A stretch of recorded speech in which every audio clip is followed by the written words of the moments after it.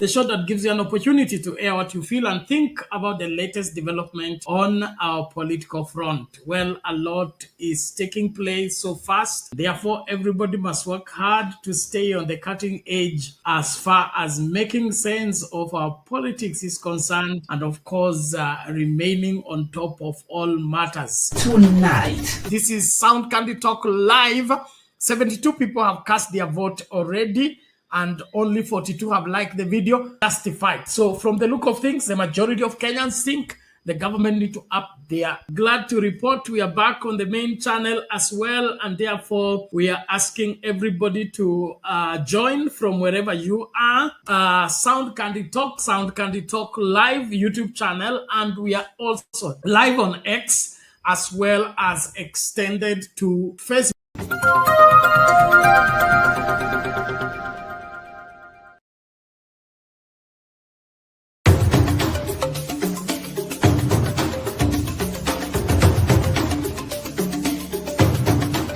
You are watching Sound Candy Talk Live.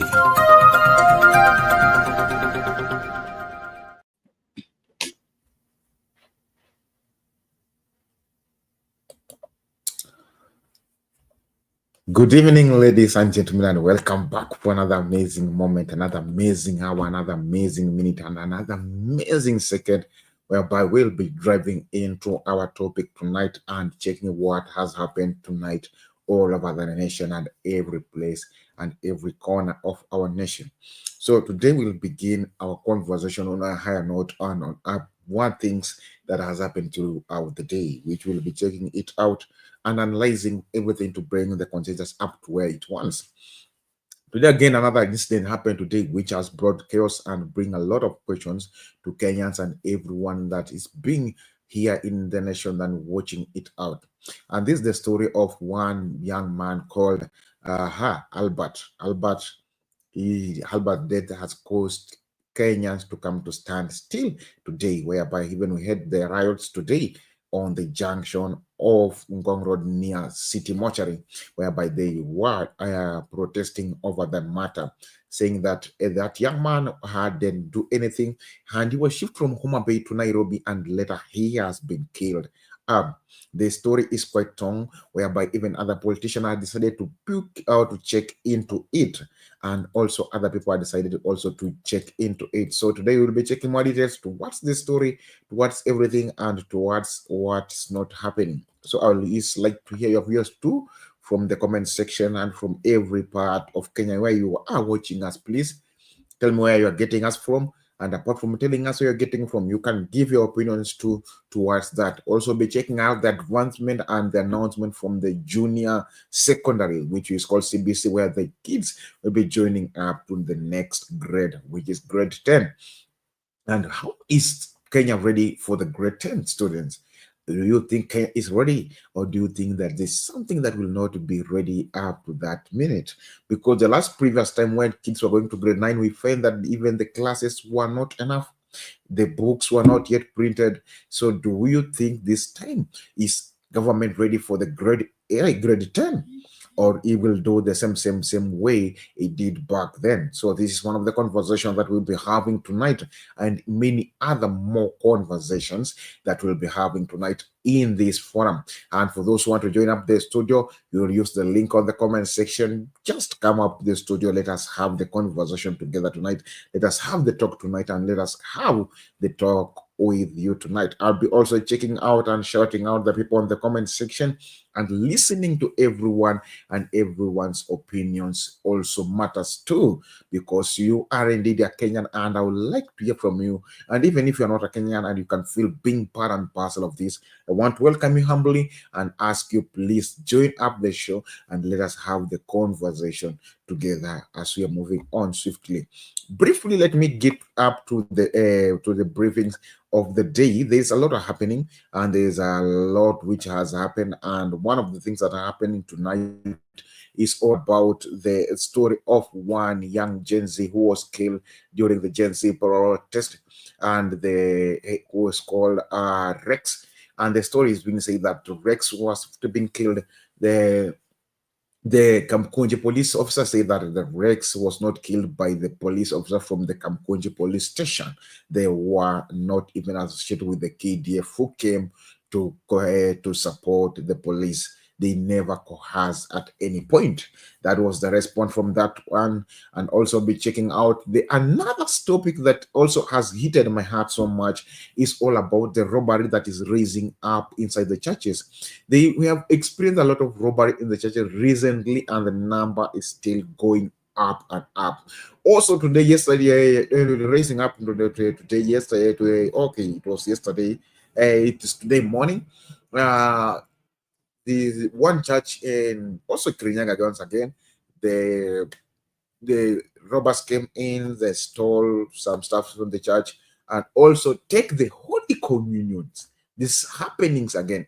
And what is so surprising is the same thing has happened in the same locations or the same region or the same country. This is the fifth time. So it's not something that has happened once, it's not something that happened twice, but it has been consistently happening. We will be also checking that matter, and it's so crazy. So I would like also the pastors on board, also other people. And if you are a victim part of it, please come inside the studio so that you tell us what happened and how do you take the resolution towards also that and also any other many more obligations.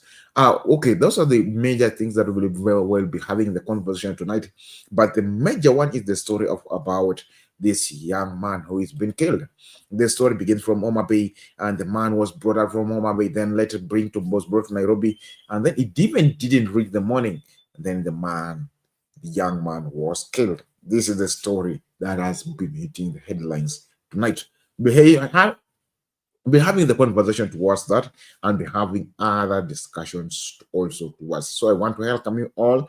Team TikTok, let you welcome you all. But before I roll down, please just tell me where you are watching me from, and it will be good so that I can give out a shout out to you. Okay, let me just give a shout out to the people of the TikTok before we be going on. I will appreciate for Team Facebook, Team YouTube, Team Facebook. We are still low. Please let us share the video, invite somebody to watch with, and being part and parcel of this as we are moving on to build up the story. Okay, I see Benaya, thank you. In the building, there is something that called a hair at a mob Sam. Thank you. I see Pastor Ellie in the building. Thank you, Pastor Ellie. I see Wainaina. Thank you. I see Hey Wairi Wanji. Thank you. I see Ngugi. Hey. There's somebody called himself Ngugi. Those are two TikTokers. We are live on TikTok at Director Shidi. So today we didn't go on Soundcard Dog, but I'll promise you by the next time we'll go back to Soundcard Talk and be getting the briefings also from the Soundcard Talk. Also, I see Ali. Ali, thank you, Ali. Ali Muhammad. Thank you. I see John. Sindio ndio John. Nani mwingine hapa? I see Maish. Thank you, Maish. Na mwana mwingine nani ni Christopher. Hey. Let me do this so that I can see them as many as possible. I see my Christopher Joy. Hey, love once more again. Thank you for those who are still joining. I see Boaz. Thank you. I see hey. Nano your Nigita house. Poultry.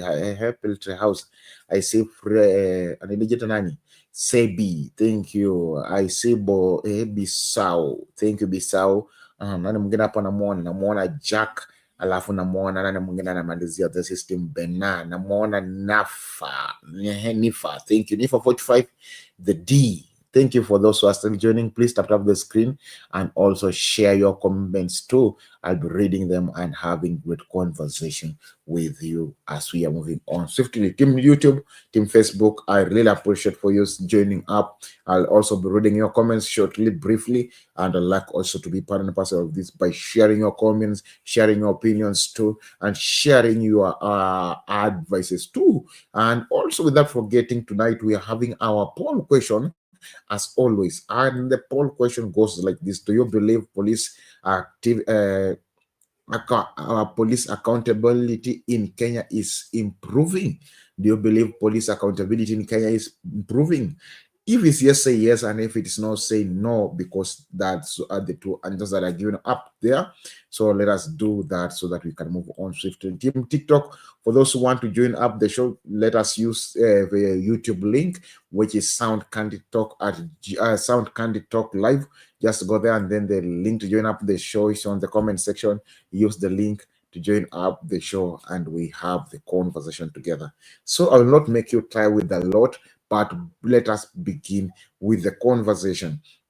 And the conversation today starts on a higher note, and it's not so much impressive because hey, kidogo, hey, mambo, hey, things are getting hot and things are getting tough with Kenyans and a lot. I'll begin with the story of CBC. The story of CBC today, when they ask if this, I'm asking the question that if the CBC is ready, because we have been having the past few times when there was the changes, you find that they still come to school, but the changes are not yet done properly. Unakuta mtoto amekuja shule lakini hakuna dawati, hakuna klasi ya mwanafunzi kukaa, hakuna vitabu vya mwanafunzi kusoma. Those are the challenges that we have been seeing inside the curriculum, more so during the transformation of CBC. And now we are almost coming to the end of the first graduation from the CBC, where the kids will be joining up from the higher secondary, from junior secondary to higher secondary. This is the first higher secondary that is coming on board. And what do you feel? Do you feel the government is prepared now, is prepared fully for this, or is not prepared fully for this, like always the other times? I want you to tell me your opinions too. I'll be sharing them, and I'll be viewing also them. Let us check out this.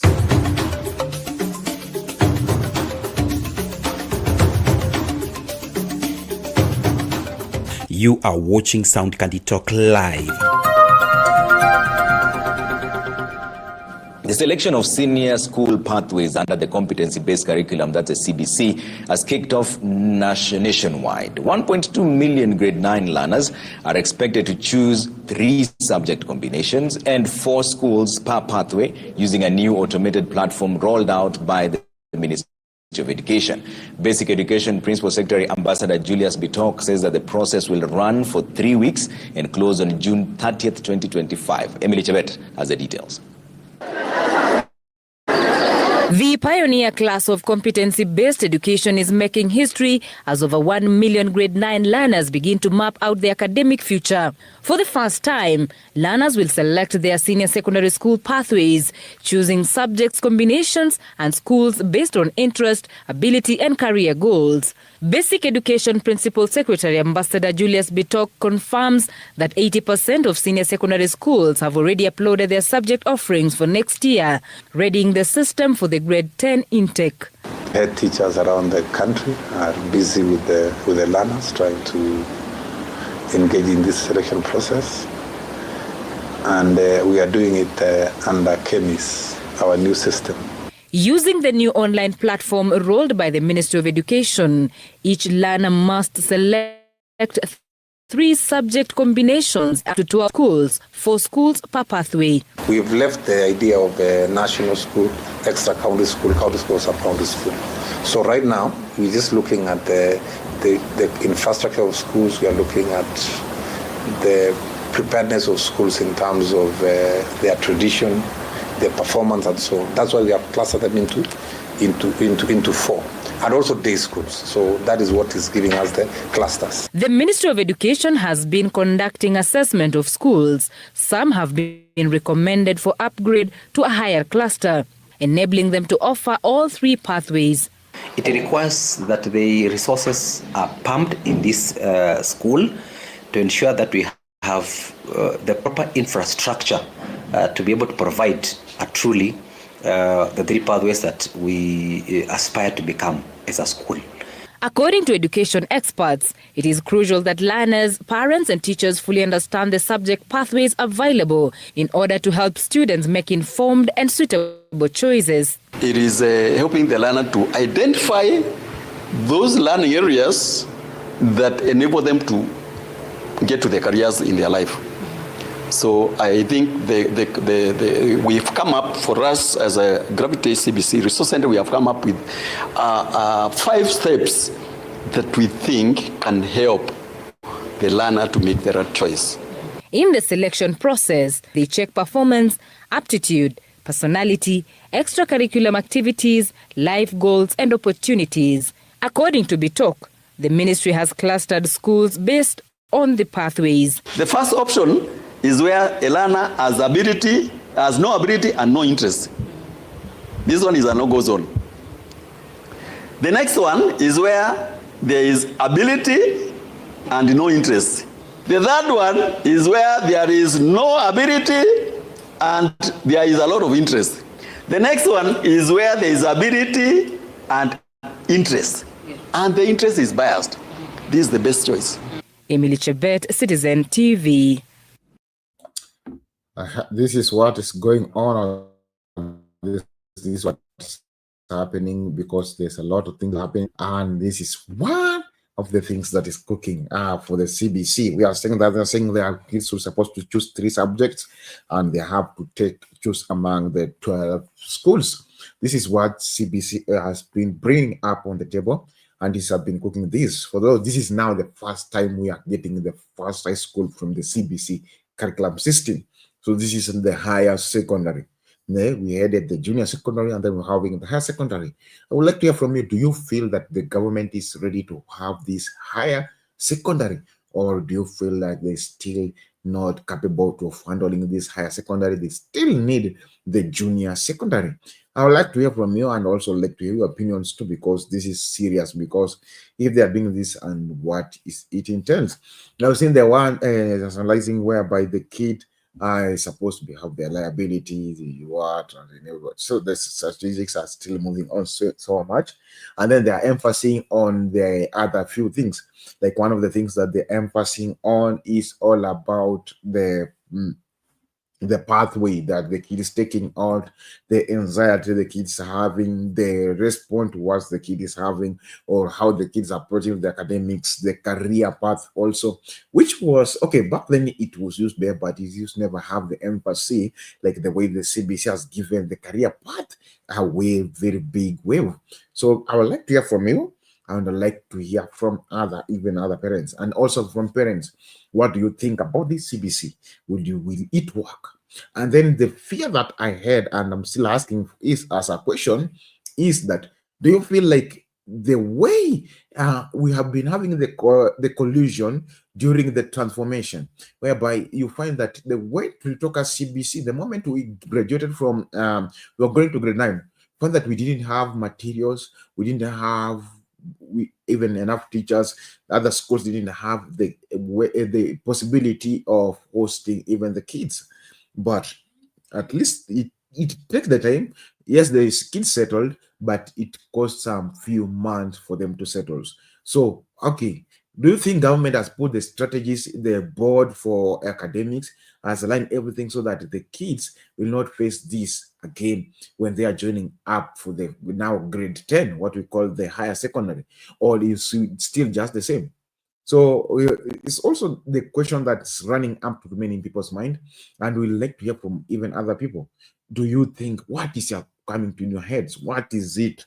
What do you expect from the government to do? Or what do you expect for the government? And if you are from the government, from the Ministry of Education, and you feel that you have aligned everything, just come up on the board, tell us that we have done A, B, C, D to make sure that everything goes well, that nothing goes spoiled.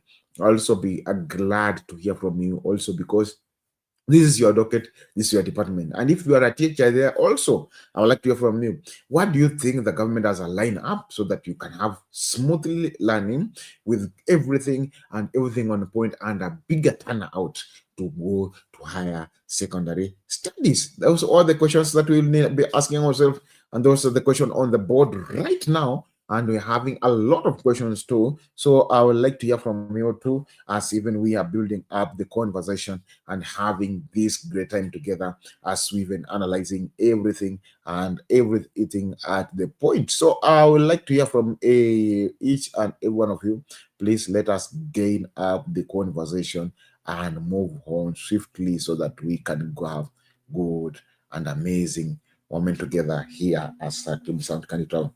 Please invite somebody to watch with. The number of people who are still watching is still low, so let us do something. So that we can be raising up each and every time and moving on. So Team TikTok, I appreciate for the work we are doing. You are doing good. We are still on moving swiftly with Team TikTok, and they are doing an amazing work. So I'd like to hear from you. Please just share your opinions to us, even we are moving on swiftly and soundly, because there's a lot more cooking inside the kitchen here with me. Okay, as we even depart on that, I would like to also check upon this. This story, another story that is being raising up and bringing up chaotics about the death of a young man, and also the report from the Gen Z about the biogenesis protest. Well, let us cover that story first, and then we'll be adding up many stories later.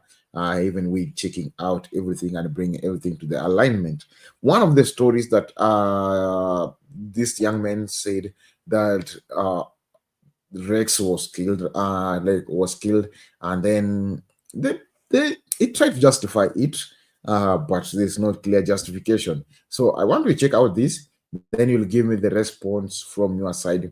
And what do you feel? Do you feel like this is the truth, or do you feel that there's something that is not adding up? And also, this is one of the cases that involved the police. So I don't know how, and I don't know police where we heading to, because there's a lot of cases upon the government and upon the police, also the police force. So please, I would like to hear from the police force, telling us what is not happening, or telling from your side what is it, or if there's something that people are saying that is not the reality, come up on board. Let me hear from you, from the horse's mouth, telling us, okay, this is what is going on and this is what is not going on.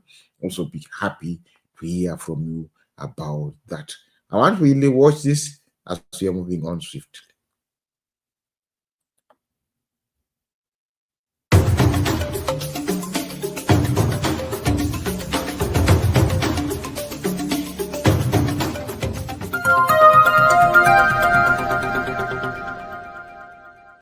The quest to identify who was responsible for the murder of Rex Masai seems to have hit yet another snag on Monday, after the officer commanding Kamkunji Police Station in June last year denied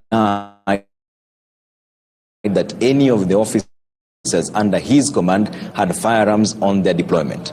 Robert Mugo, who testified at the request, told the court that the officers he deployed only carried with them batons and tear gas to keep looters at bay, and that no one was killed in Nairobi's Lower Central Business District, where he had operational command.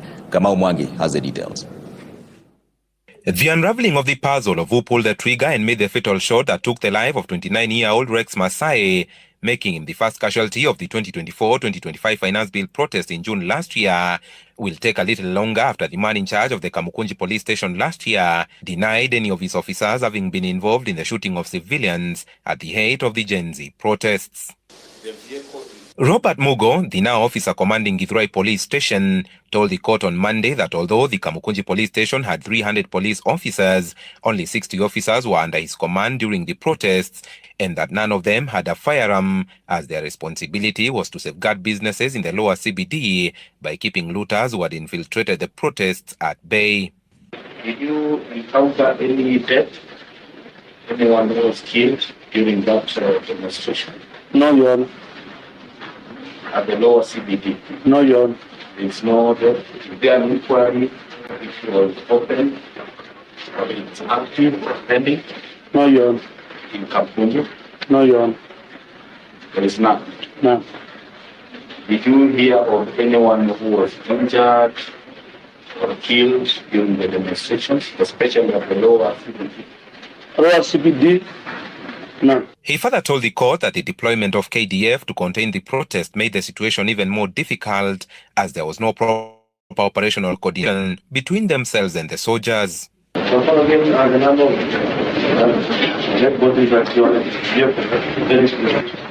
me he said it too.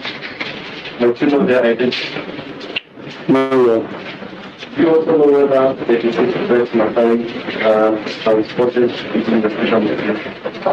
I'm not aware. His testimony today, raising questions under whose command Isaiah Murangeri, The Kamukunji police station-based police officer suspected to have fired the fatal shot was... Meanwhile, the Director of Public Prosecutions has asked the court to compel suspects in the murder of the Kianjokoma brothers to attend court so that the case can kick off after delays that have seen the case drag on for close to 3 years. The case failed to start its marathon 5-day hearing after the 6th accused person, James Mwaniki, was a no-show in court, with his lawyer Danstan Omari telling the court that he was admitted at the Thika Level 5 hospital. Shall confirm physically. Kamau Mwangi, Citizen TV. This is what is happening, and this is what is going on and on, because this is so serious, and this is so sad. Losing young men at this early age. Kwa kweli, this is bad. This is so bad. This is so bad, and this is so, like, it seems like we are irresponsible a little bit, but I think we'll come to alignment and be responsible, because when we analyze this, we see that the police, the head of the police, saying that he didn't do that. Okay, that is so serious, and he didn't also implement it too. And there's no one was killed downtown, and when the soldiers said to be have killed the Rex, it wasn't. So we don't know where the truth is. But as we are speaking this matter of the post-Gen Z protest, I can tell you there are many people who are wounded inside their houses, and others even died during the process, but they don't know. Their families and their beloved ones have remained with just many questions that nobody even can respond. One of the people that was a victim was Frank Okoth, David Chege, also we see David Chege and others too, who are involved inside the protest, and they managed to get inside the fire impact, and we see just a lot more and a lot happening during the point. And we can't state it out clearly because there's a lot happening, there's a lot cooking, there's a lot moving on and on, but the government is saying something different while the people are expecting something different, which is so triggering. Okay, we haven't even healed from that protest yet, because people are still speaking it out, and people are still, others has been suffering. Now we're hiding for an anniversary of 1 year since what happened. But right, we check it out. Now we see everything now, other things coming back again. We see now things happening again. Once again, now a young man, a young blogger is being killed again. This is so sad, because if we can be working this, meaning we walk 1 step forward, 3 steps going backwards, this is too bad. So we'll be checking more details further, and like to hear from you too. And I see also Lala has joined me inside the studio, and also bringing out other briefings to us. We are moving on swiftly and having a conversation together as we are building up our nation and building up everything. But before I bring Lala, I will bring this conversation so that we can be joining up together with Lala for this conversation of one man who has been killed tonight. Let us just be careful and let us check this out, and then we'll be brainstorming on it with even Lala, and also other participants will be joining up the show.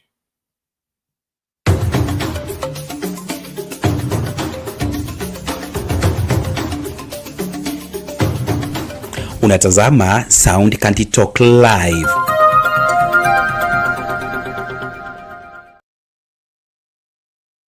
Maofisa 8 wa kituo cha polisi cha Central hapa Nairobi, akiwemo mkuu wa kituo hicho Charles Rono, ni miongoni mwa waliosimamishwa kazi kufuatia kifo cha Albert Ojwang. Inspector Generali wa polisi Douglas Kanja akisema kuwa naibu wake Eliud Lagat ndiye alikuwa mlalamishi katika kesi dhidi ya Albert. Jumatatu asubuhi kituo cha polisi cha Central hapa Nairobi kilikuwa ukumbi wa shughuli nyingi.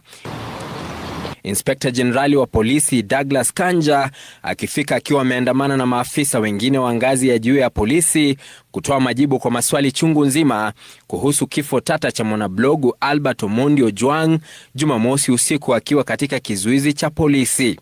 Kanja akisema tayari maafisa 8 wametiwa nguvuni. Number 1 is the officer commanding the station, that is the Central Police Station OCS. The duty officer who was on duty during the night in question, the cell sentry on duty at the time, all officers who were on duty at the report office that night. Mkuu wa kituo hicho Samson Talam, naibu wake Samuel Ng'ang'a na maafisa wengine waliokuwa kazini wakisimamishwa kazi. We have interdicted to allow for a speedy investigation to ensure that there is no interference whatsoever with these investigations. Kanja akisema naibu inspekta jenerali wa polisi anayesimamia huduma ya polisi Eliud Lagat ndiye aliyekuwa mlalamishi kwa kesi hiyo. The reasons as to why the late Ojwang was arrested together with a few others is because there was a complaint that had been launched by the DIG KPS about his name being tarnished. Mamlaka ya kuchunguza utendakazi wa maafisa wa polisi IPOA imesema itahakikisha haki inatendeka kwa familia mwenda zake. I watched the Ojwang on TV crying. I want to assure him and members of the public that IPOA will do everything possible to ensure that justice is served for the family. That's okay. Emmanuel Toro, runinga ya Citizen, Nairobi.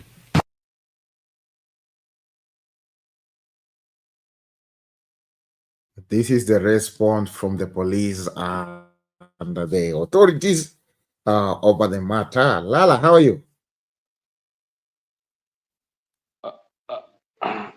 Very well, Shadizo. How are you? I'm fine too. Yeah, good to see you. Well, in terms of being able to walk and think and do many things, but truly sad for losing a young man of that caliber to senseless act, of what I would call murder, because this young man did not need to die. So since I received this news, it's been very, very, very difficult for me, even as a Kenyan in the diaspora, to watch acts that defy every law, every logic. For example, this young man hailed from Homa Bay. That is my home. This young man went to school. His father struggling in Mombasa, in the quarry for 20 years.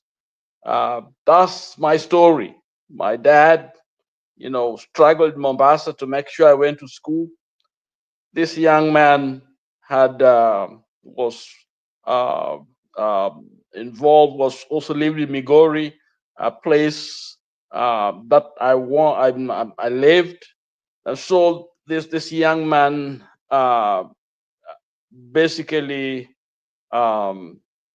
addresses what could be possible with any of our young people out there in the hand of a police that is meant to protect them, but we all know they do not protect our people. Poor,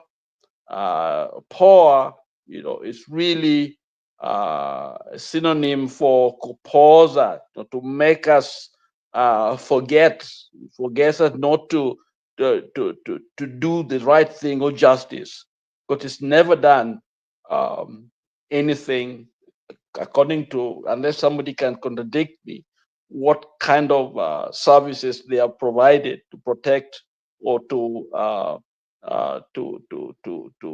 bring some of these criminals, murderers to book. They got no authority to prosecute, and so whatever they do is kupooza tu wananchi. So I don't expect anything to come out of IPOA. It's really sad because number one, this young man was at one end of the country and is accused of something that could be taken care of right there in Homa Bay. If this guy is so-called the deputy commissioner, deputy IG, is a deputy of the entire police system in Kenya. So to abduct this young man, go through horror, of that, transporting this guy, this young man, all the way from Homa Bay to Nairobi, and we know what police do. And this young man was picked from his family, his father, his young wife, his baby, his mother. And the next thing they're hearing is the young man is no more. Even if he did not die, the very idea that a blogger can be picked from his home in Homa Bay and driven all the way to Nairobi with no clear, reason. Nobody knows what's going on there. No judge has basically given some form of arrest warrant. Okay, this is done by the police itself that is accusing him. It's horrible. It's just a horror, going through a horror, because you don't know what's going on with you. Okay, and this young man, I don't know whether there's something called Miranda right that was read to him to explain to him exactly what's going on. And in a more civilized society, he had the right to call his lawyer right there and to travel with him. Second, third, the accusation that is given to me is fraudulent, is bogus, because the young man had no means, he had not done anything to make people believe that he would flee the country, flee where this young man was at home.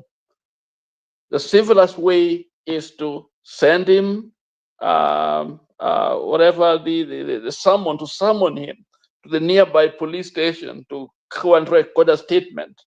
If there are charges, they should be brought against this young man. But did they follow that? No.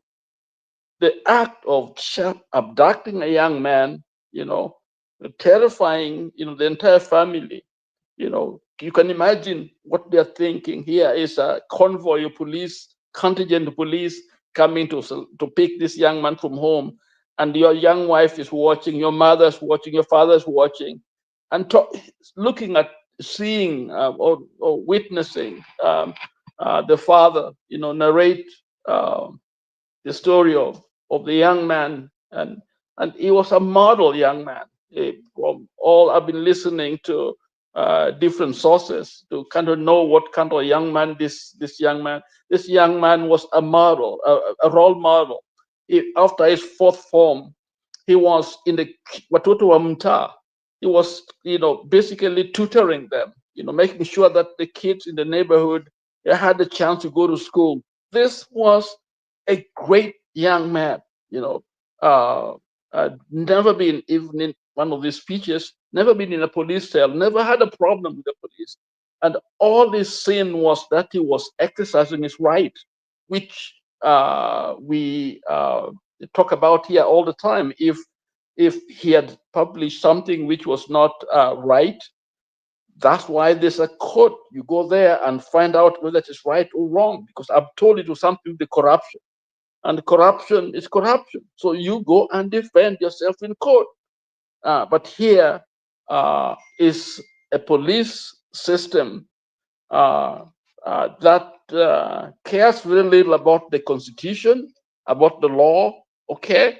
And so this thing is not as small as interdiction of some of these officers or letting them go and then things are fine. No, the system is rotten, it's a core to the core, and it has to be corrected. So to me, the idea that a police officer can come to pick me, from Homa Bay to Nairobi and passing all the other stations, I mean, that already is, I don't know with justice where that is coming from.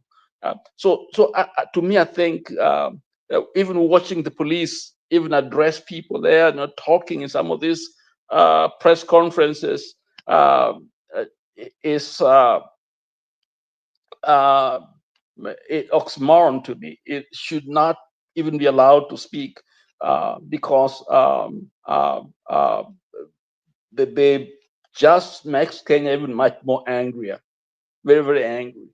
The person who should have been addressing us should have been either the minister in charge, the cabinet secretary in charge, to explain to us what's really going on, and leaders within those communities telling us what's going on. But to hear the police, talking, trying to tell us. In fact, one of the I heard one of them, an ex-police officer, talking about the fact that somebody may have sabotaged the police, because the police don't do that. They don't like people dying. They want to make sure that people are safe. When we know in a lot of cases never been resolved. We know what went on in Nyayo chamber houses. We know what has been going on since GNC came. A lot of people, many have died, many have disappeared. I mean, what is it talking about? What is it talking about?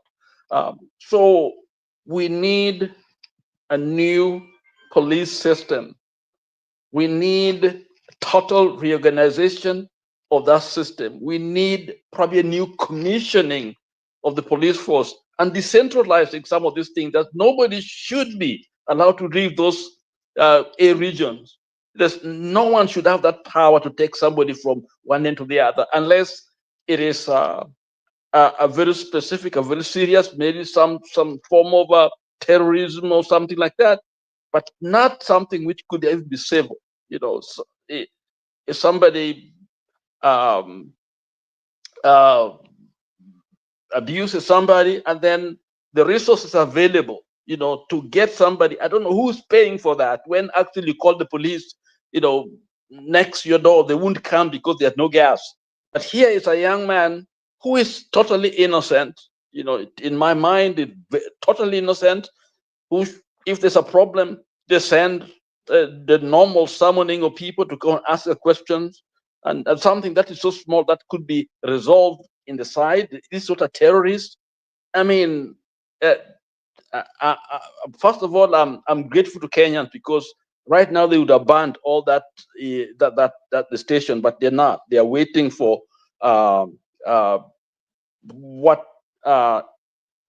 some explanation to help us understand what went on. And so the restraint, I think, is good.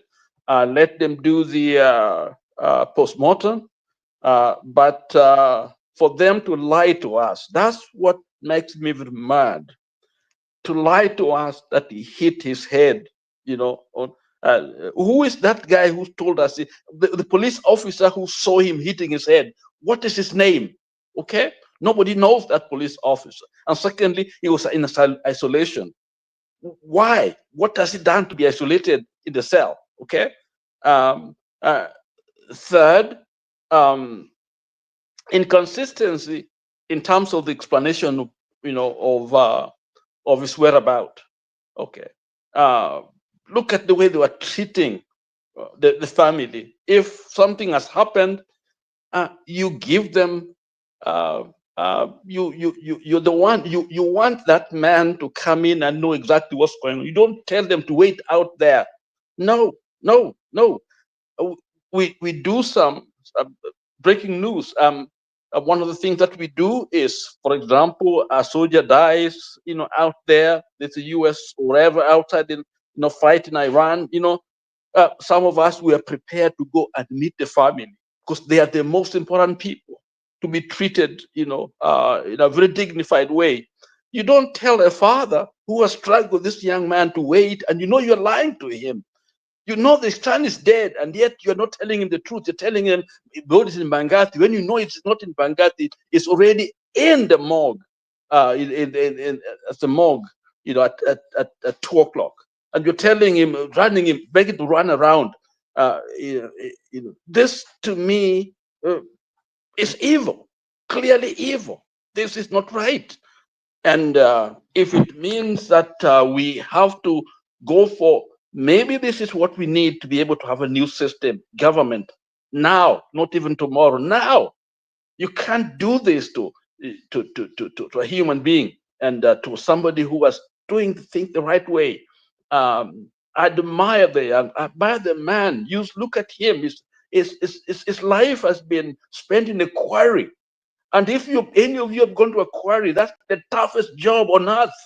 And they talk of 20 years of toiling in the quarry. His eyesight is not with the dust, it's not right. You see, he's a broken man, and that's the only son. And you treat him like trash. It's not right what these guys are doing.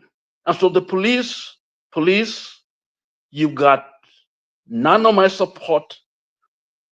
It is sad, very, very sad. So, Shadizo, it's a very sad day for all of us, and I pray that out of this, Ojwang will be a symbol of what went wrong and how we made it right.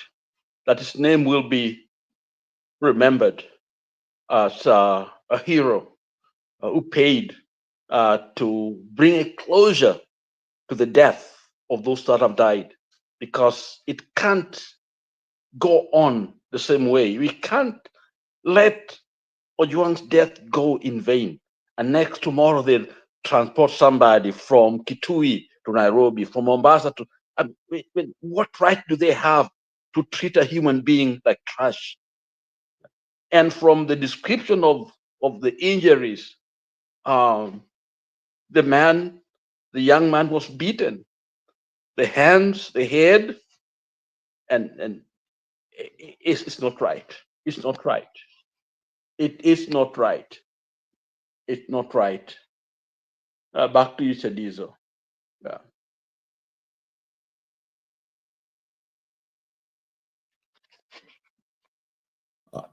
Thank you, Lala, for that submission. Indeed, it's great, and I really appreciate for those who are still joining up the show. Let us continue joining up Team Facebook, Team YouTube. Please let us build up the teamwork. I know some people wondering what is Lala speaking all about. This is what Lala is speaking all about. Allow me just to play this video, and then we'll get the response from different people as we are analyzing it. We have listened from the Lala's response, and then I would like to hear from the response of this young man. From the family, from the father himself, and so that we can be at the same par and we can be at the same page as even if we conversing together. So be ready for this, and let us have this as we are checking all this clearly. So let us be attention and let us listen very careful to this for the father of this young man.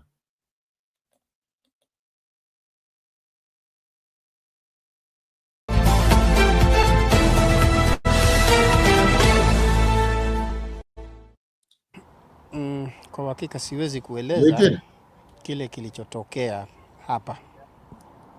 Mimi natoka Kenya. Maana kilichotokea ni kwamba nimeenda kushuhudia Nimeshukuru kwa wewe kujiunga kwa live yangu. katika City Mochari. Jana really appreciate so much. Maofisa wa polisi 6 I just want to ask you a question.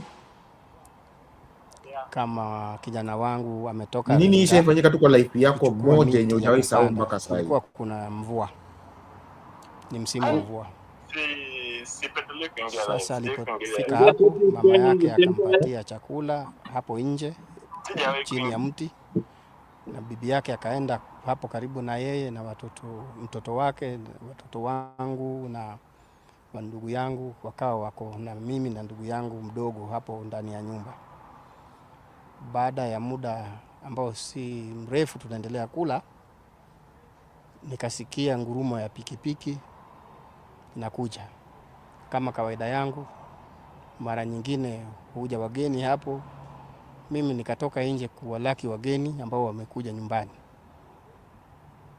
Nikaona kumbe hata si pikipiki moja, ya pili nafuata hiyo ya kwanza. Nikiangalia mbele ya boma huko kule ambako tunatokea, nikaona pikipiki ya 3. Na kila pikipiki ilikuwa imebeba watu 2. Nilipoambia karibuni,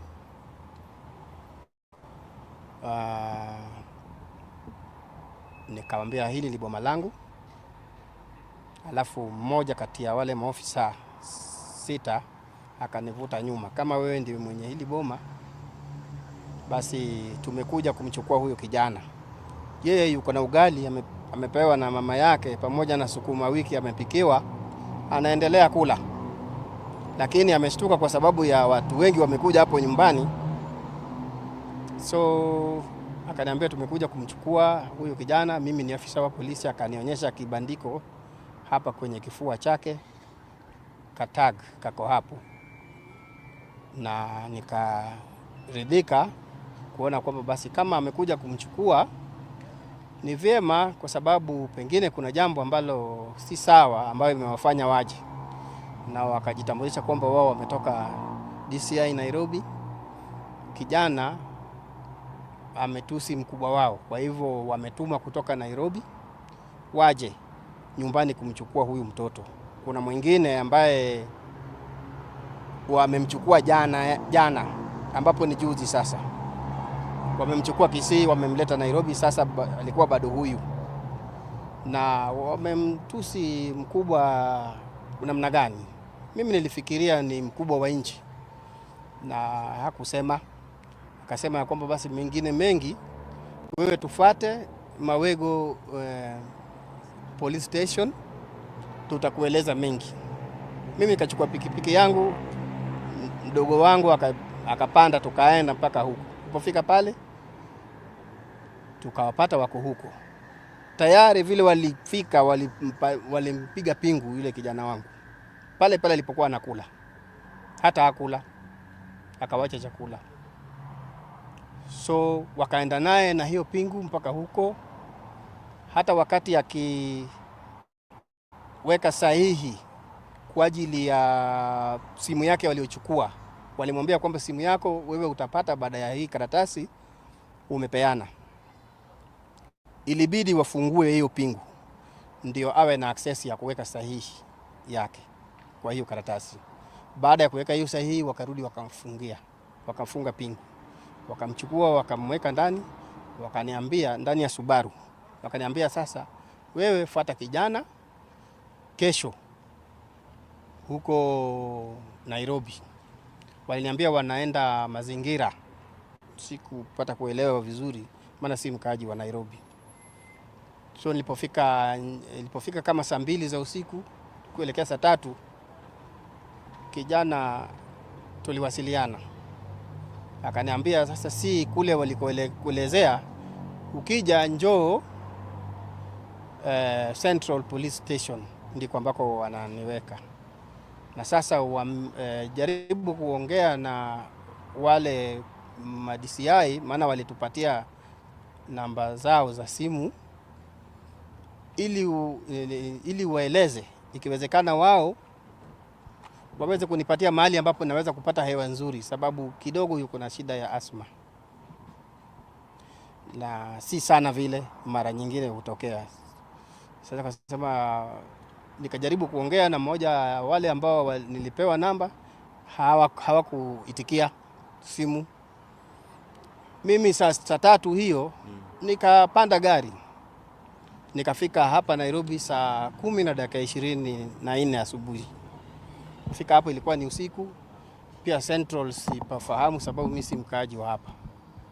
Kangojea kupambauke. Ilipokuwa asubuhi kufika saa 1 ilinipata mimi niko hapa police station. Nikajitambulisha kwa afisa wa polisi ambaye alikuwa kwa zamu. Nikajieleza kwa majina yangu. Nikamwambia kilichonileta kwamba nataka kumuona kijana.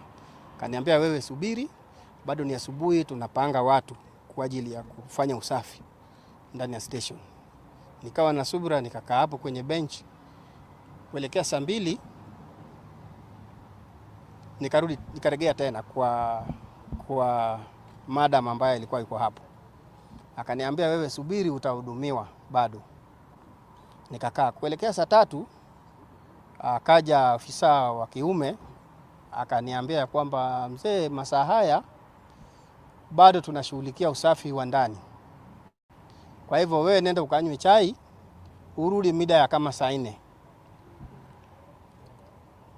Ukija utamuona huyo, utakubaliwa umuone huyo kijana. So niliporudi saa 4 nikakaa kwa bench. Muda si mrefu akatokea chaplain wa station hii pamoja na maafisa wale wa DCI wale waliomshika yule kijana kule nyumbani. Nilitambua wawili. Katika hao wawili kuna kijana mmoja rafiki ya huyu kijana wangu ambaye nilimpata pale na tulijuana tu hapo kwa station. Yeye ndiye akaniambia kwamba yeye amekuja kumuona Omondi. Pia hakujua habari za kwamba Omondi ameaga. Sasa chaplain huyo ndiye anatuambia basi njooni kwa OCS. Mimi nikiwa na matumaini ya kwamba nikifika hapo ataniruhusu nione kijana wangu. Nilipofika hapo ofisini kwa OCS tukajitambua. Yeye pia akatutambulisha kwa majina yake pamoja na huyo chaplain. Akatuelekeza kwamba basi yeye yuko na mkubwa wake ambao ni OCPD. Tuende huko kwenye ofisi ya OCPD kwa sababu ndiye mkubwa wake. Basi tukatii tukiwa pamoja na yule kijana na chaplain. Tulipoenda mpaka kwenye ofisi ya OCPD wakatukaribisha. Tukatambuana na maafisa wengine wa polisi ambao walikuwa hapo. So kile nilichosikia ambacho alikuwa ananiambia bwana OCPD ya kwamba habari ambayo tuko nayo si nzuri sana. Sasa hiyo habari si nzuri sana ndio ikanishtua. Nikaanza kutafakari habari za huko nyuma zile ambazo zinatokea kwenye vyombo vya habari wakati kwa wakati, kwamba vijana huwa mara nyingine wanaangamia. So hiyo ndio ilikuwa kwenye akili yangu. Hata nilipokuwa natoka nyumbani nilimfuata haraka kwa sababu hiyo ilikuweko kwenye akili yangu. Kijana wangu ni kijana mmoja, hakuna hata msichana kando yake. Nimemsomesha kwa tabu kwa miaka yote hiyo, around 20 years ambao nimekaa Pwani, eneo la Malindi, kwa ajili ya kujaribu kustawisha maendeleo ya boma langu kupitia kwa huyo kijana, nikifanya uwekezaji kwa ajili ya kumsomesha huyo kijana. So matokeo ni kuuawa. Naweza niseme hivi kwa sababu alitoka nyumbani akiwa ni mzima. Lakini sasa nimeenda kuonyeshwa mwili. Matokeo ni huo mwili. Hayo ndio ningeweza kusema. Mengine ni kuhusiana na mahali palipofanyika ajali. OCPD alitaka akanionyeshe awali masaa hayo asubuhi. Nikamwambia mimi siwezi kwenda peke yangu. Kijana yuko na familia yake ambaye ni mke wa kakangu yuko hapa Nairobi, na kuna na wengine, kuna babangu mdogo pia niko naye hapa na wengine wengi, na wakili pia niko naye ambaye nilimjulisha tokea jana ya kwamba tungekuja kutatua haya mambo. Niko na hata title deed ambayo nilikuwa nimejitayarisha nayo kwa mkoba wangu hapa, ili endapo kutakuwa na hitaji ya mambo ya dhamana tuweze kuzungumza na wakili kwa ajili ya kuweka dhamana. Na nilikuwa nimemjulisha kijana wangu hapo jana kuhusiana na swala hilo. So wakili nilimjulisha hapo jana, hata asubuhi tumewasiliana, ikiwa nia ni kwamba kuja tuzungumze ili tutatue, tuangalie ifikapo kesho Jumatatu tutaanza vipi. Lakini baadaye kujulishwa na huyo mkubwa wa polisi wa station hii kwamba kijana ameaga, nikamjulisha pia yeye. Sasa ni hivyo. Hivyo. Ni hivyo.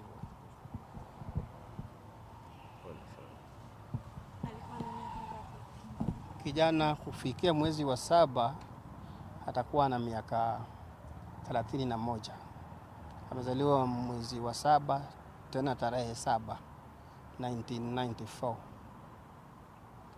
Labda mzee, ulimwona akiwa na tabia za aina gani labda? Kijana, ushuhuda wangu na huyo kijana, yeye ndio anayeweka vitu vyangu. Malindi tumeishi muda mrefu, na hata vitu vyangu ambavyo niliviacha kidogo kwa ajili ya kujistiri kimaisha nilimwacha mkononi mwake, sababu alikuwa mwaminifu.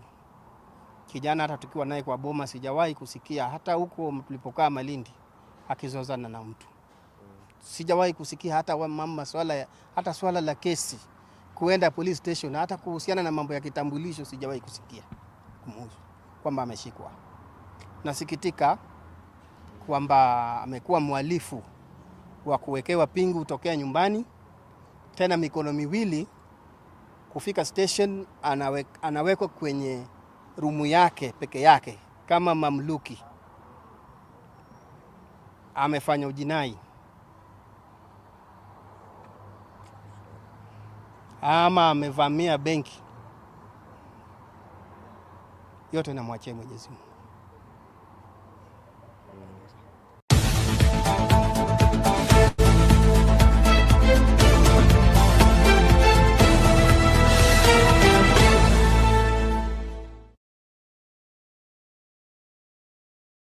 This is what is going on and this is what's happening in Kenya right now. So mambo ni mengi, masandio machache. As we are moving on swiftly, let us just continue it out and let us do it out. Lala, I hope you have heard about this. Umesikiza maoni ya mzazi?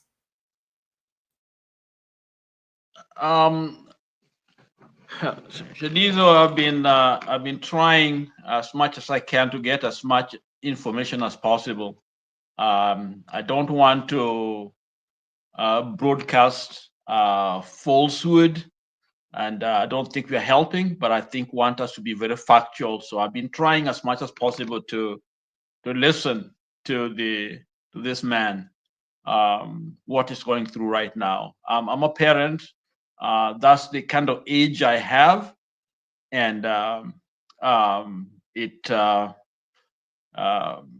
touches every parent, every young person, and because of the nature of these events, you know how they do them, and it's not just Ojwang. So we can't say it's isolated case. It's look like it's the practice. So when Willis, I think, talks of a squad, I tend to believe that these are things that are not random. This is a calculated. This is a well organized group of people to silence the voices of anyone who disagree and want to instill fear, so that you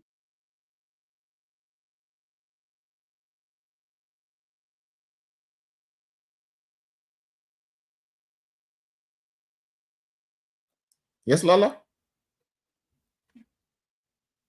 me? Can you hear me? I can hear you now. Go on. Yeah. Okay.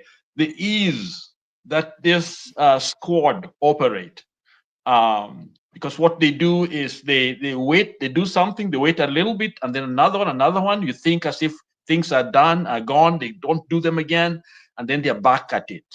And this is a very sad day and occasion. So my idea is for us to have a totally new system to work for us, that can work for us.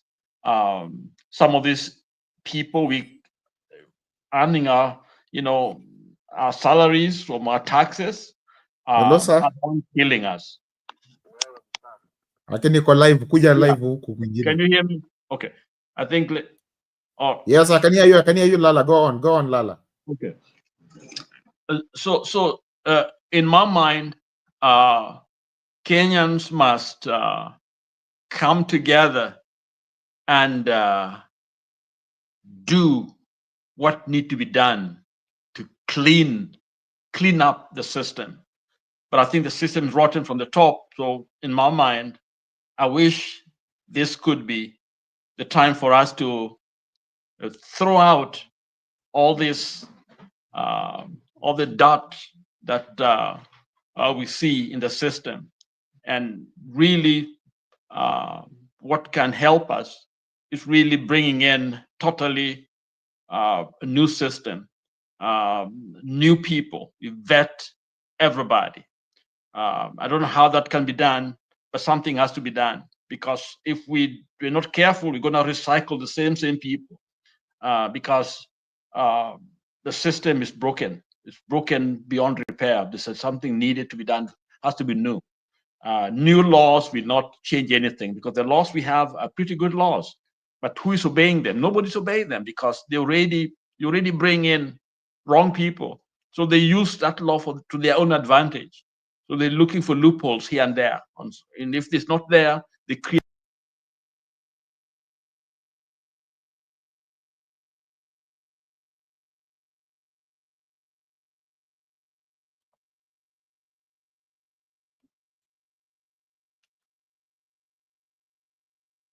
Lala, can you hear me? Think I've lost you again. I can hear you. Yes. I don't know, mbona sijui wanataka kunifrustrate na wewe, Yeah, wanafanya napotea. Hayo hiyo ndio shida yetu, lakini endelea tu, sema endelea.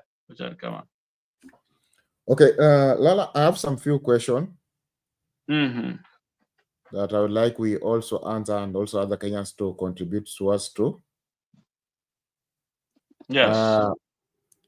One of the questions that we are be answering is all about the police. These calamities most of the times in the police sector. For example, the story of today, I think we have seen the story that I did earlier about Alex, about this young man who also was shot to death, was shot, and then askari nakatiza kwamba hakuna askari yake yoyote mwenye alikuwa at the incident. So if there's something that was going on at the incident, were not his cops. So ndivyo anaweka wazi, anasema sio ama askari wake were there were other people who were there. Also, we have seen the story of Albert today, and then has risen up many things. So if I have stand there and I've seen that you are doing something wrong, and then I've spotted what you are doing wrong, and I've put it on the public, saying that this is you are doing this and this is wrong, is it your responsibility to change, or is it your responsibility to arrest me? You know, I don't know. I'm not conversant in detail, how Kenyan law works, how our law works. But I think the problem that we are having in Kenya now, one, I believe, is the criminal elements in our system that really don't care about the laws. If the law favors them, they will use it, and if it doesn't, they're going to do whatever they want to do. the enforcement of the law, I think I don't know what's going on with even our lawyers. It seems as if we are paralyzed in some ways, because the judiciary is there to, is it a betrayed to help people to solve a problem? If you have a problem, you know something is wrong, you go to court, okay?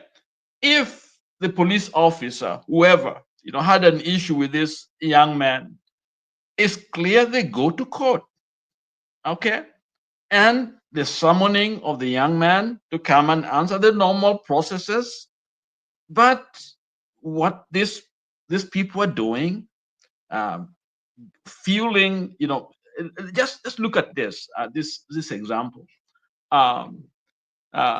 This thing is if for somebody to be transported all the way from Homa Bay to Nairobi, it has to be reach a threshold where it is a very high priority case, where resources are being deployed or employed. In other words, it is such an important case that the little ones in the neighborhood can wait. Okay, that's can wait. Okay, whatever's going in the neighborhood can wait. So this is a very high priority. So the question, that's why I have an issue here. Why is this a high priority case for these commissioners and others, the DCI and the rest, to decide to get this young man because he might flee? This is a very important case. We are taking resources all the way to Homa Bay and to drive him back to Nairobi. That by itself, to me, has to be answered. Okay, before that, just the priority. How do we prioritize cases, and what is it that this young man has done to be able to warrant the resources, deployed from Nairobi all the way to Migori, to Homa Bay, to get this young man? Okay, no wonder we are having problems, because to me this is a misuse, abuse of a system. This is why it is rotten. Money is available to go and pick a help, a young man who is not done it just because probably he abused somebody, or we don't even know who he abused and how he did it. We got no clue. I think I heard of something like he talked about a corruption, at judges, which is right to say this is this, and then whoever is aggrieved can say, I'm not corrupt, this is why I'm clean. There's a process to resolve that. But what happened? They say this young man is such a terrorist, is a danger, is an Osama bin Laden. Let's go and get him. And a contingent of officers entering this home as somebody dangerous. And this man is handcuffed in front of his young.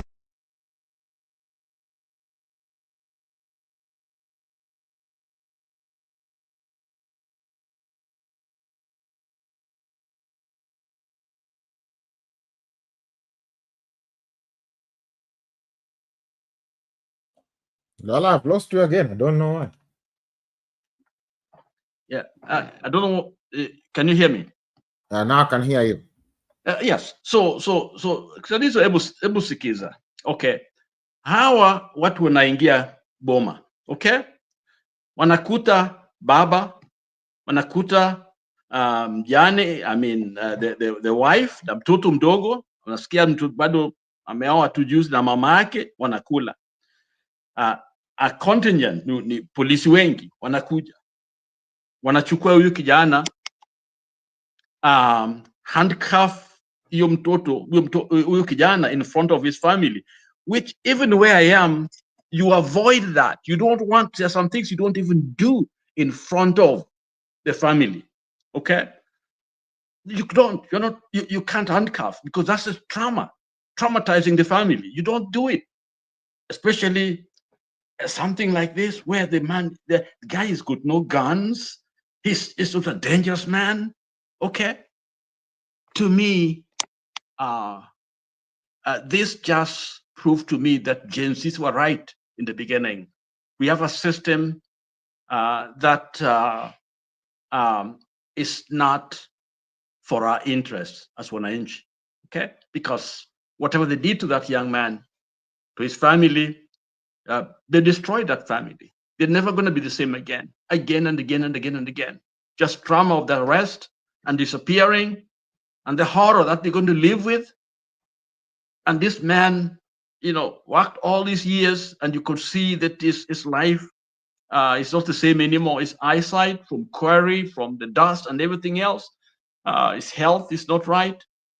And this is your country, supposed to protect you. You pay your taxes to. Oh, no. Shadizo, it hurts. It hurts. It hurts. Back to you, India Mash. Thank you, Lala, for the contribution. We welcome you to all to continue conversing, and let us do this all as we are building up our nation. So I would like to just take a minute. I want we do this. We support Sound Candid Talk as even we are moving on and having the great conversation. Use the details on the screen to support Sound Candid Talk. For those who are using M-Pesa, Pay Bill, for those in Kenya, you can use the till number, which is 516575, and the name is Sound Candid Talk. Or you can use Bernard's number, which is +254 718 +254 718 454 585, and it'll be good. We are moving on swiftly and conversing a little bit. Okay, now I would like as we engaging in the gears, we are adding up. I will bring up the next communication a little bit. Lala, I want to play 3 videos a little bit. Let us watch this out. This is the response from other departments too about the issue, because the issue is on the heat and it's on the fire. Also, staki kusoma Facebook because Facebook hasing a lot, but I don't have another option. I'll have to read it. Nitaipitia kiasi. I'll go through Facebook, but first let us listen to these ones, and then I will be giving you the comment section from the Facebook page.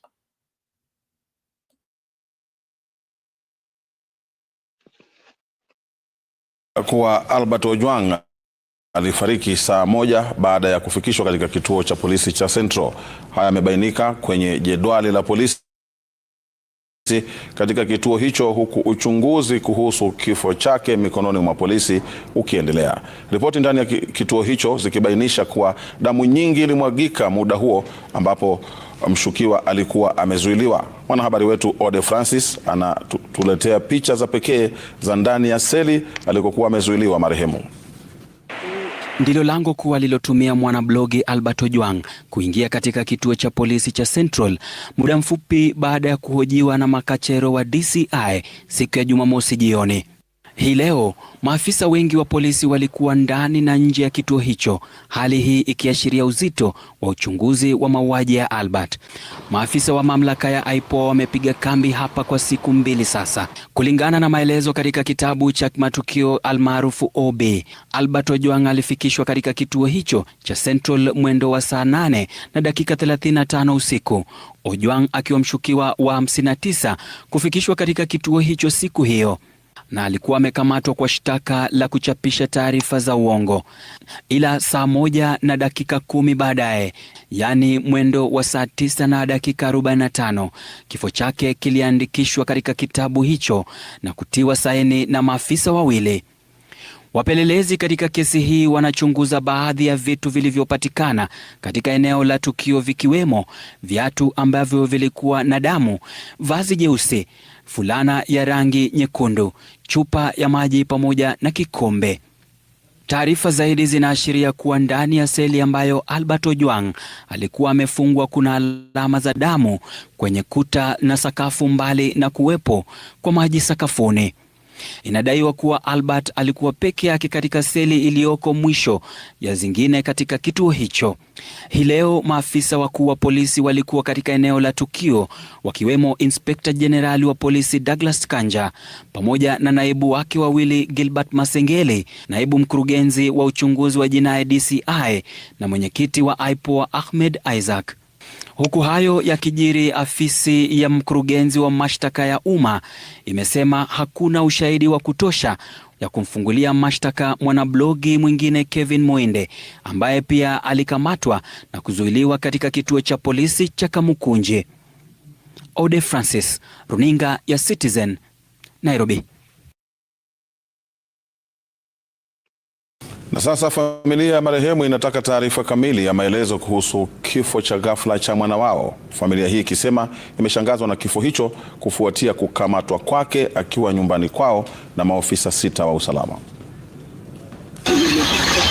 Nyuso za familia, ndugu na marafiki katika kijiji cha Kokwanyo, kaunti ya Homa Bay, baada ya kupokea taarifa kwamba kijana ambaye walimfahamu kama msomi na mwenye maadili hapa hayuko tena. Hapa ndipo Albert Omondi Ojwang, mwanablogu aliyeaga katika seli ya kituo cha polisi cha Central jijini Nairobi, amekuwa akipaita nyumbani. Nyuso zilizojaa huzuni na hamaki zikiteka wenyeji hapa, wakiachwa na maswali chungu nzima. Joseph Okumu ambaye ni msemaji wa familia hii anasimulia jinsi maafisa wa DCI walivyotumwa nyumbani kwao Ijumaa wakati wa chamcha kumkamata Ojwang. Watu walivamia hii boma wakiwa na pikipiki 3. Walipofika na wakauliza kama huyo ndio Omondi Albert, hamuna aliyewaficha na kijana hakutoroka. Familia hii inasema kwamba kati ya maafisa hao wawili walijitambulisha kwao, wote wakiahidi kumlinda mwana wao. They said that they mentioned that he was accused of maybe posting something on the social media, that one of the senior officers is corrupt. I don't know, it was just a corruption allegation.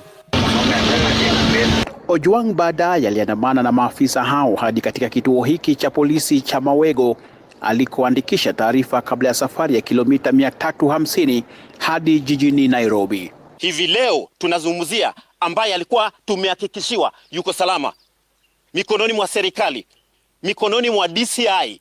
Kijana huyu hakuwa na ugonjwa wa kifafa kwamba amejigongesha ukutani iliyosababisha kifo chake. Tunakataa kama familia, tunakataa, hamuna ukweli hata kidogo hapa. Ni msomi, sio mtu ambaye akusoma. Kama ni mtu ambaye ni ako na tabia nyingine kwenye ukoo ama area, watu wanaweza kusema huyo mtoto alikuwa mkora, lakini tangu hatujasikia. Bustani hili la miti ndio limesalia kama kumbukizi yake Albert, ambaye anasifika kijijini kama mtunzaji shupavu wa mazingira. Crispin Otieno, Runinga ya Citizen. Wabunge wa chama cha ODM wamekashifu kifo cha Albert Ojwang, wakisema ongezeko la vifo vya vijana mikononi mwa maafisa wa polisi inaogofya. Wakiongozwa na kinara kiranja wa wachache bunge la kitaifa Mili Odhiambo, wabunge hao sasa wanamtaka Rais Ruto kuhakikisha polisi waliohusika wanawajibikia kifo chake. Wabunge hao wa chama cha ODM katika kikao na wanahabari bungeni wamejitokeza kukemea matukio yaliyopelekea kifo cha mwanablogu wakiwa mikononi mwa polisi. Wabunge hao wakiibua maswali chungu nzima kwa maafisa wa usalama na ongezeko kwa visa vya vifo vya vijana mikononi mwa polisi. We cannot have this. We have buried too many young people to bury one more young person. It's not going to happen, no. Hiyo tumekataa. A country which does not allow young people to express themselves and to inquire is a dead country. Wabunge hao wakielekeza maswali kwa Rais William Ruto, wakiongeza kuwa alijitokeza na kuahidi Wakenya kuwa maafa sawia na haya yatazikwa kwa kaburi la sahau. The president himself has said that he will bring to order the people that are in the government that are rogue, and we want to therefore tell the president, please strike your whip on people who are violating rights. The Independent Police Oversighting Authority must conduct an open and credible investigation, and if it cannot, maybe it should pave way for an inquest. Full accountability and full responsibility must be the way forward. Katika kaunti ya Kitui ambapo naibu rais Kithure Kindiki aliongoza hafla ya kupiga jeki vikundi vya kina mama na vijana, viongozi walioandamana naye walikashifu kifo cha Albert Ojwang na kuitaka idara ya polisi kuchukua hatua kwa wale wote watakaopatikana kwenye mtego wa kifo chake. Anybody who may have caused that death is brought to book without favor and without fear, because one life of a Kenyan lost is too many lives lost. Our investigative and oversight bodies like IPOA, to restore public confidence, they must make sure that those officers are quickly brought to book. Please don't relent, don't just interdict, go to the bottom of why Ojwang was arrested, taken to the cell, walking and looking healthy, and the next day he was no more. Stephen Leto, runinga ya Citizen.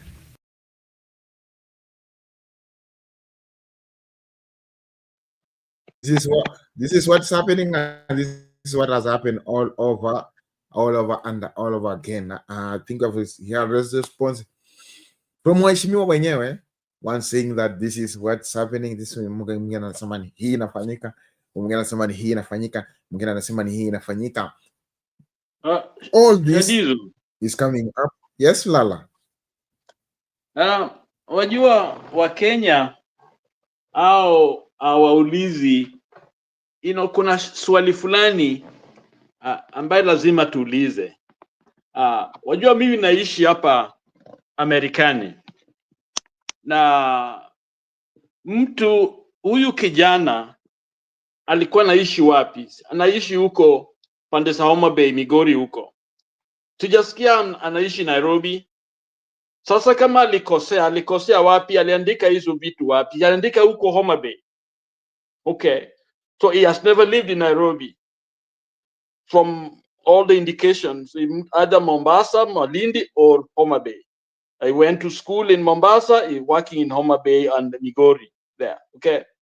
So to go and arrest a young man in his neighborhood where he did a crime and shipping this young man to Nairobi, to be charged there, to me, I think is already, that's a violation of somebody's right. So if the law allows that, I don't agree with that law. It has to be changed. Ukikosea ukiwa Homa Bay, kuna magistrate hapo, kuna system hapo. Case has to be opened right there. Wajua hapa tuna system ambayo ina juries. Jury ni kama ni watu ambao unakaa na wao, karibu na wao, your peers. So they pick the juries from that particular region because hapo ndio umefanya nini? Umefanyia dhambi ama umekosea. Now, but to ship somebody to another place, they have got no clue, where they are, and open a case there. What justice is there? What justice is there already? So the system itself is already against us. Okay, so I don't agree with that idea. Or the young man, if he had a problem, is Homa Bay where he should have been charged, because that's where he wrote whatever he did. Okay, and so whoever is complaining, lazima aje huko Homa Bay afanye nini, aseme what was the problem was, but to ship someone to Nairobi is not right. That's number one. Number two, the idea that a blogger, somebody says something which is not right. Who know? Even right now, we shouldn't even talking about whether he did something right or wrong. No, we cannot even judge whether, even if he did something wrong. Okay, who is to determine that anasema vitu vya uongo? Who determines that? Already, the police, these people already are determined, so they're coming after him. Okay? And the idea is, I say something, naenda kotini, alafu mimi nifanya nini? Na nasema ni ukweli, iko hivi na hivi na hivi, usema ni uongo, it's a judge to decide whether it is true or not true. But already the man had been judged by these police officers, okay? By this particular policeman. And this guy is going there, they're going for a criminal, for someone who is a murderer, to be sending 6 police officers to pick a young man, an innocent young man, whose profile they have his profile, okay? Or if he wrote something, they know the kind of person he is, they know what he's doing, and it's never unaware for water. So that message to Ojwang was not just to Ojwang, it is for every young person in Kenya. Every young person, everyone who is anti the system, that was the message to them. You cannot convince me that was just a very innocent, we are going to get this guy. No, that was a message, sent out, to all the young people, to be not wasijaribu. It's almost like make that statement. Wasijaribu. If you do, and I even heard this, another young man, Okinyi there, one of the young men who's abducted before. I think he was one of the student leaders, one of the schools. I saw him on one of the channels. He went there and they threatened him just a few hours ago. I think he was talking about it, that he was told they have marked him, that he will see. They threatened him today. That's exactly what they're doing. The police did that, and it's on camera, threatening him. And I think he's trying to go in and make a record a statement of the threat. They did. He went to protest, and they're threatening him. This is where we are. This is the state of the nation. Back to you, the Diesel. Thank you, Lala, for that submission. Indeed, is great, and I think the Kenyans are still learning something from it. And I feel like before the end of the show, we will at least have made some clearance up. We have listened from the Bungewa ODM, who have given their response to. They are also disappointed of the matter, and also other people who has given their response also towards it. This is a lot is going on, and this is so bad. So let us be careful. Let us stand out. Let us be here for it. But before we roll up with that story, I will play the last video from Babu Owino. And we will listen the Babu Owino's statement, or Babu Owino's speech today earlier, and then we will continue smoothly as we are jigging out everything. So let us listen to Babu Owino. This is what Babu Owino said.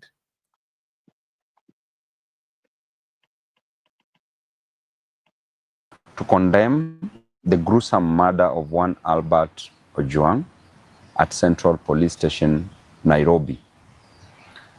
I want to demand that the officers who committed this heinous act must be arrested and charged with murder, murdering one innocent man, Albert Ojwang. The apex of the law, the Constitution, and the Penal Code outlines clearly on how matters should be dealt with once an arrest is made. Going to an extent of murdering an innocent man, moving all the way from Nairobi, wasting government resources in the name of Subarus, going down to Homa Bay, passing so many counties to arrest one person whose only mistake was to speak the truth on social media, was only to outline how Kenyans are suffering, was only to show Kenyans that there is high cost of living, that there is overtaxation, and that there is unemployment in this country. By pointing out unruly officers in the government by the name Eliud Langat, who is a deputy Inspector General of Police, you take an opportunity to go all the way to Homa Bay, arrest an individual, arrest Albert, move all the way back to Nairobi, noting that there are so many police stations within Homa Bay County. You bypassed all those police stations, came back to Nairobi, took an innocent young man from the dad with an intention to kill, premeditated the death of one Albert Ojwang. Reaching Central Police Station, you tell us stories which we only hear in movies, that Albert Ojwang hit his head severely on the on the wall. Does not add up. It's so sad. And what a time to live in this country.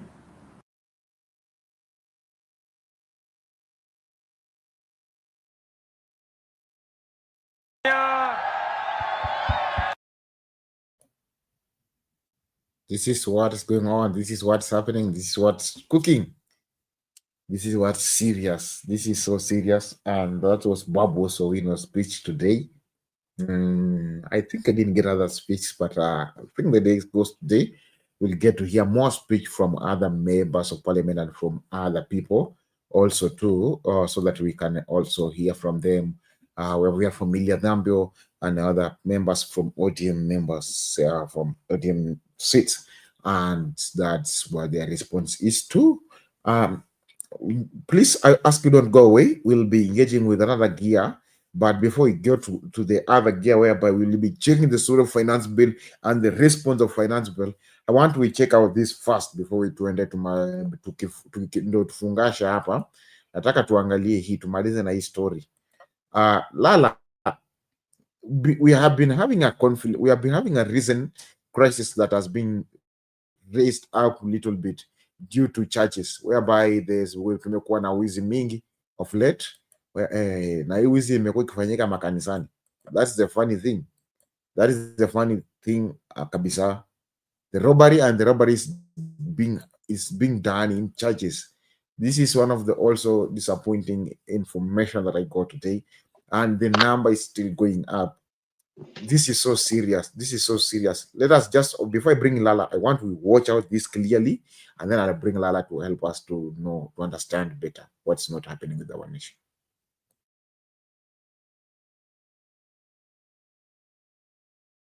Wameanzisha uchunguzi kufuatia tukio la wizi katika kanisa la ACK All Saints eneo la Gatwe. Majambazi walivamia kanisa hilo na kuiba mali ya kanisa na hata kunywa divai na mikate ya sakramenti.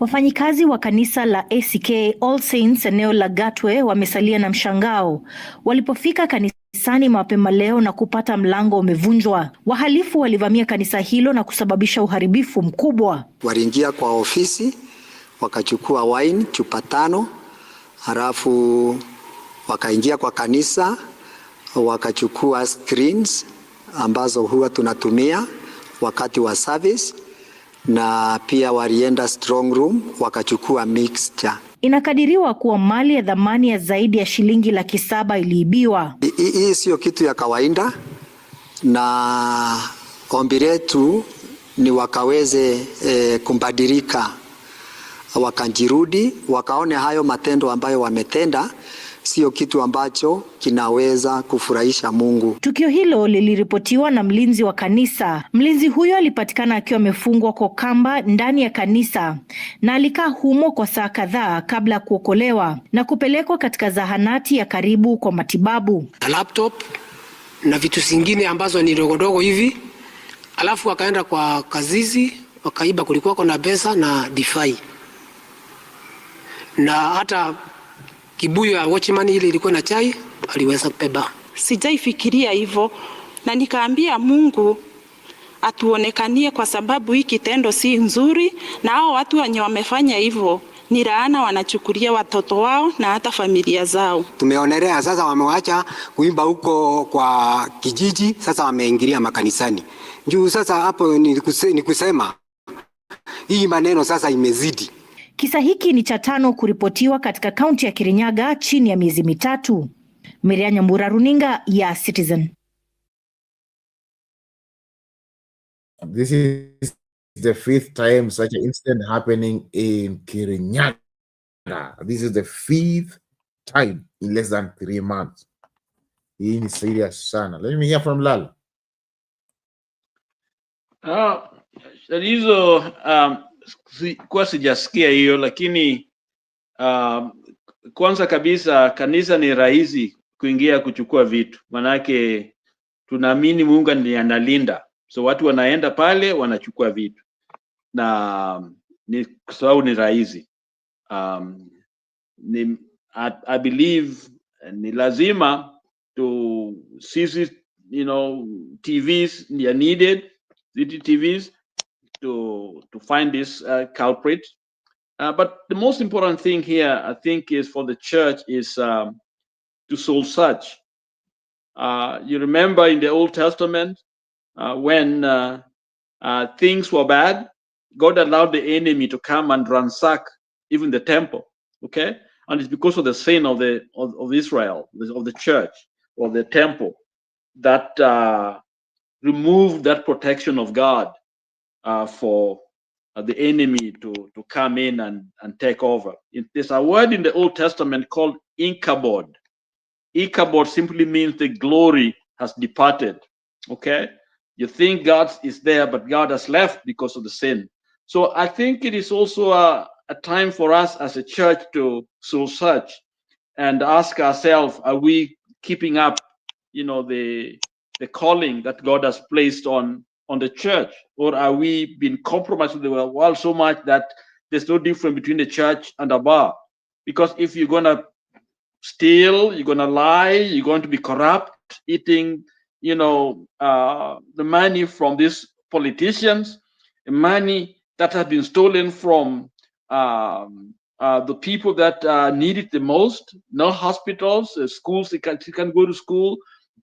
So it's almost as if God is saying, repent for me to get back that protection. So yes, we can complain this thief should not come to church.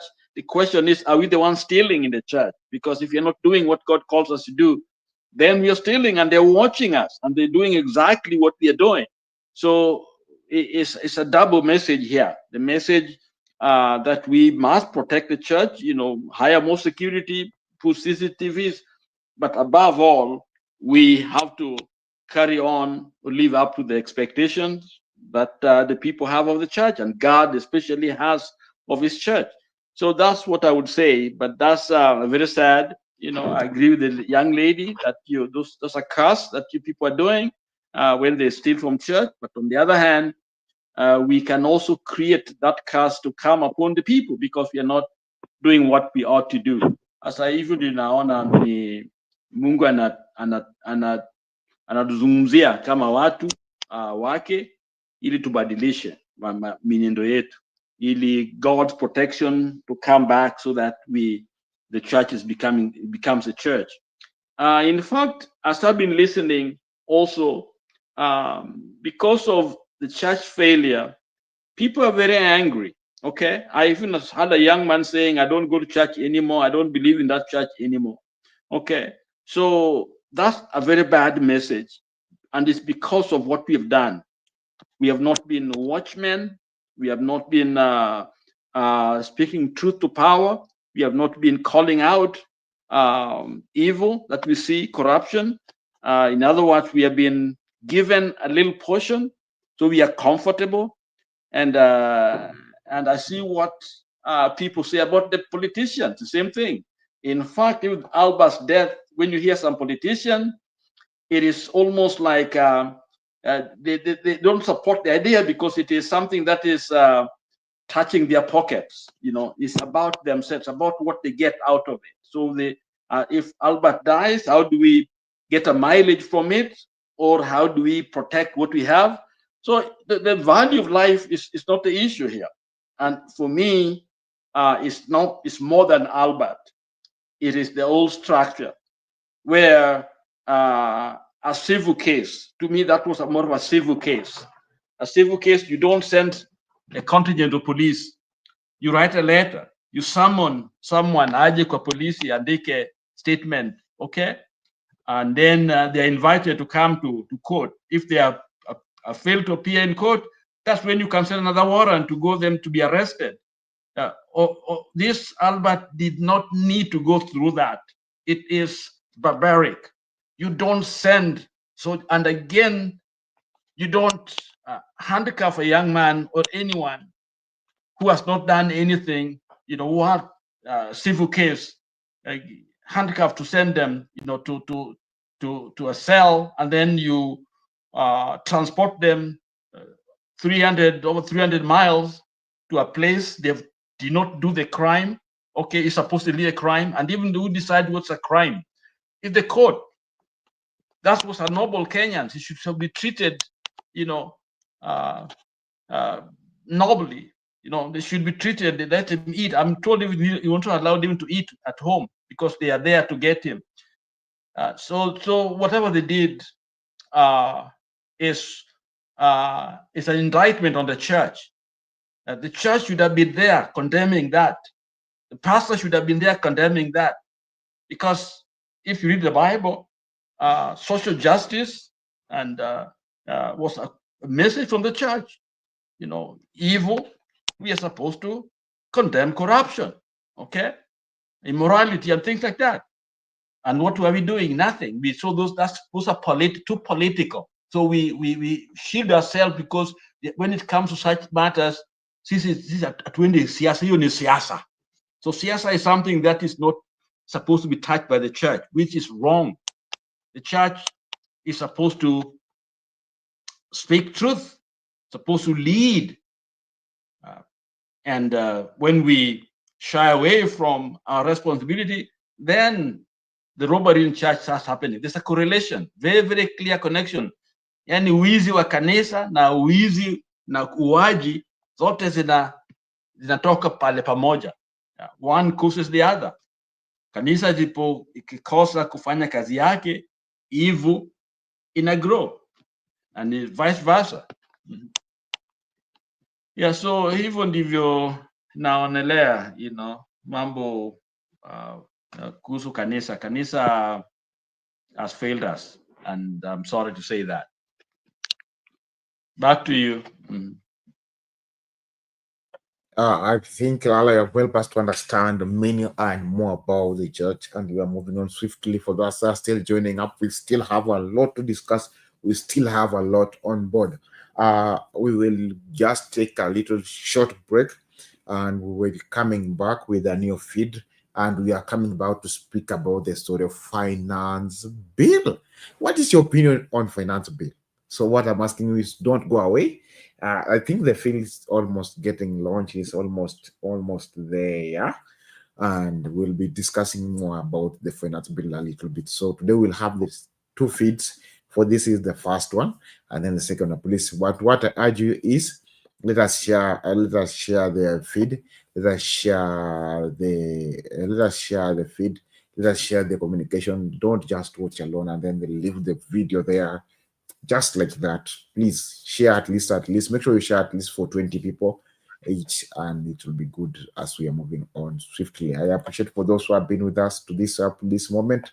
Indeed, it shows that you are a member of Sound Candy Talk. So please, let us just take a drink of water, and let us meet on the next feed as we're discussing matters on finance bill.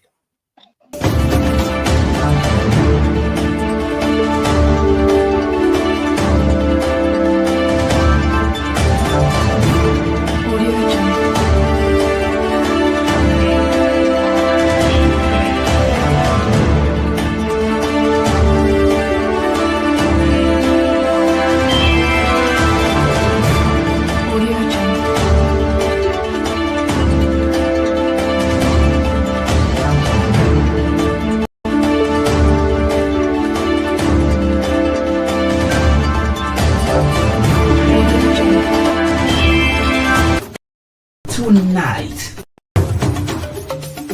Tunaingia vijijini, mijini na hata jijini kukuletea taarifa mchana kutwa. Usiku tunaketi kitako, tunadadavua tukichanganua taarifa na makala muhimu yanayokuhusu wewe na familia yako. Ungana na Bernard Ngozi kwenye Open Forum Political Show kuanzia saa 4 usiku hadi dakika zake kila siku ya wiki kwenye